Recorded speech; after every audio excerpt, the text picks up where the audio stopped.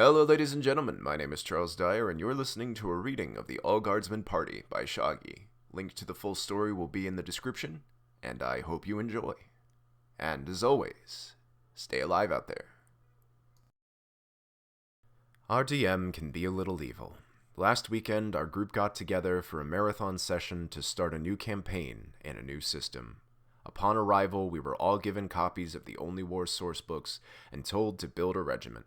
Then build grunt-level characters, then make a few backup characters. Now, our DM runs what we refer to as high-mortality games. In our several-year-long D&D games, so many PCs died that our GM actually appears on the Hitler scale of death measurement. And we were all familiar with the nature of a guardsman's life, so each of us made a bunch of backups and didn't get too attached to any of our characters as we wrote them. No special snowflakes here. Our regiment was mustered, our characters met and trained, and we were deployed to fight some orcs. We learned the system in a few skirmishes, and commiserated when some of our characters rolled poorly or screwed up and bit the dust. Then we were marched out to the trenches, given our piece of the line, and the battle truly started. We had expected some sort of priority mission. We had expected to be heroes who went in behind enemy lines or were dispatched to save a key position, or who led a valiant charge. Instead, we were put in a bloody trench and told to hold the line.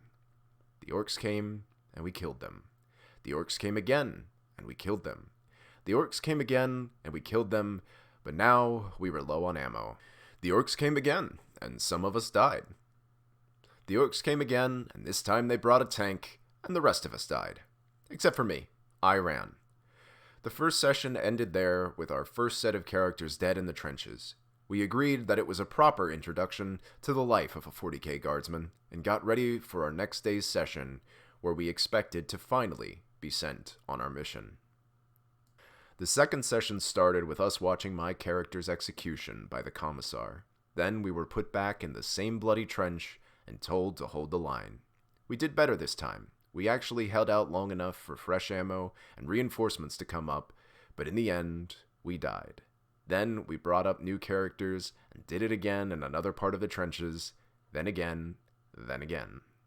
We were rolling up new characters between turns now, either to bring in as reinforcements or for when we had to start up as a new unit. Very rarely we would survive long enough to be rotated to the rear to take non-fatal injury and get evac'd. Usually, though, we all just died. Finally, after 3 in-game days and dozens of character deaths, we were told to charge. We bitched hard when we heard this. It was a death sentence. Our characters had done well this time. We were all still alive, and ammo levels were good. We knew our squad could have held out much longer in our nice safe trenches. Our DM asked us if we wanted to lodge our complaints in characters. Of course, we shut up and charged. We died like animals. We fought on the left flank of the charge, then on the right, then got to play our first armored characters in the center. When the charge failed, we played as a basilisk crew covering the retreat. Then our regiment was rotated off the front. Our regiment had lost a third of its strength in that first engagement. Out of dozens of characters, only 10 had survived, and 5 of those were artillerymen who had never seen the enemy. We were shown the battle map. We were shown where our squads held or failed. We were shown how our charge weakened the enemy for the fresh, and more valuable, reserve troops to come up and break them. We were given a summary of the next few months of light skirmishes and mustering. Then we were sent into the battle against the traitor guard. We were taking a city this time, and once again our regiment acted as cannon fodder. We secured and pushed, and secured and pushed, and died and died and died. We decided we'd take on the orcs any day. At least with them, it was obvious who the enemy was, and their snipers and heavy weapons teams were nothing compared to what we were fighting here. We were higher level this time and better at the game, but still we died in droves, leaving only a few characters alive when our regiment stood down while a veteran regiment took the lead. Once again, we got to see the nice little map of our progress, and we all got a warm, fuzzy feeling when he showed us how our stubborn defense of one building had crippled an enemy advance, but we were still exhausted. Our DM pressed us to play fast and make new characters faster. We would roll up little Jimmy, who lied about his age, to enlist, and then have him bleeding out in a pile of rubble within a handful of minutes. It drained us. We were actually glad to take the evening off from playing and just watch movies and hang out. The final day of our marathon started with more orcs, but this time we won. That's not to say we didn't die like frogs in a blender, but we damn well won. We pushed them out of their barricades and hounded them across the plains when they routed. I played a gunner in a salamander, driving the chase and mowed down greenskins like ugly blades of grass. We partied like champs in the tiny redneck town we liberated, then settled in for months of boring garrison duty before we got redeployed. That's when we fought some Tyranids. It was only a splinter fleet, so we actually had a chance, but it was hell. Our regiment was defending an evac point on some grassy agri-world, and it was trench work again. We burned off the grass to clear lines of fire, dug ourselves into the rich soil, set up the heavy weapons, and watched the edge of the burn area like hawks. Trigger-happy hawks, it turned out. We wound up failing a spot check and killing the first few retreating PDF to come through the grass. When the Tyranids came, it was ridiculous. We mowed down wave after wave of gaunts, but unlike orcs, Tyranids don't lose morale and break. They just keep coming as fast as you can kill them. We stopped using actual dice for a while, just so we could roll combat faster. The bastards in command had decided to do a collapsing defense, which meant we fought until the front trench was collapsing. Then they shelled the bejesus out of us while we retreated. We lost something like 20 PCs, to our own Gorham shells. But it really did work pretty well, at least until we ran out of ground to give. All the civvies were out. It was just a few regiments of guard crammed into a spaceport completely surrounded by the swarm. We were killing them off as fast as possible and hoping that either reinforcements or evac would come down before the ammo ran out.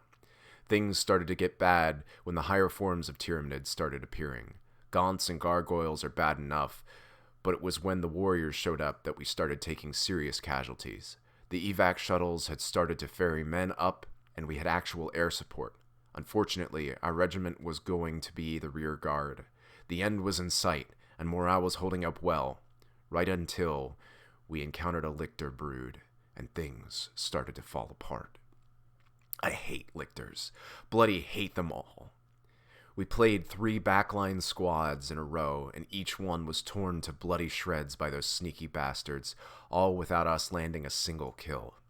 We started to rout, but our commissar and his guards went into the breach, killed one of them, and shouted the regiment back into position. Our evac finally came, and what was left of our regiment started the final retreat. There were a few valiant last stands, but most of us managed to get to the shuttles. Our final squad had just boarded, and was taking off to the air when the air interdiction broke down and Tyranid air units started attacking the shuttles. We were equal parts pissed and terrified as our DM described shuttle after shuttle being destroyed. The regimental commander's bird was nailed early, so were the bigger shuttles with the vehicles. He didn't say who was in most of the other shuttles, just rolled his dice and removed them from the board as they fell. It was heartbreaking. Finally, there was only one shuttle left. Even though the Tyranid flyers swarmed it, none of their shots seemed to hit, and it started to climb out of the atmosphere. Then it was away. The flyers broke off, and that one shuttle was headed for its fleet transport, free and clear.